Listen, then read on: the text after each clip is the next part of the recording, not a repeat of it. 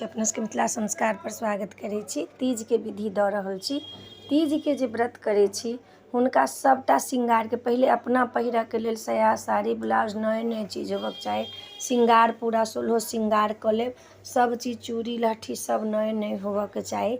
दान करल अहाँ के ब्लाउज के पीस नहीं तऽ साड़ी श्रृंगार के जते सामान होइए से। पकवान में खजरी पिरिकिया हलुआ समा के सतुआ खीरा मकई लताम अहाँ के सब दान हाथ। नेबो बाँस के डाली में दान करब तऽ वंश दान होइ छै। डाली तऽ एकटा दान करबे करू। दही दान होइ छै, दही दान करू। एकर बाद में अहाँ तीज के समा के सतुआ दान करू। बालू के पिंडी बना कऽ आ तखन हुनका पहले पूजा करब आ तखन पंडित के बजा कऽ बैसा कऽ तखन पूजा करे के शुरू करू। ओहि में अहाँ के कहिए देलहुँ हँ जे एते पकवान बनत। धूप दीप नैवेद्य अहाँ के नैवेद्य में आब नहीं पकवान बनाएब तऽ केरा खीरा नींबू अहाँ के मकई गागर नेबो सेब संतरा ड्राई फ्रूट मिश्री लड्डू मखान जते होइए पंचमेवा से सब के हुनकर भोग लगे छै।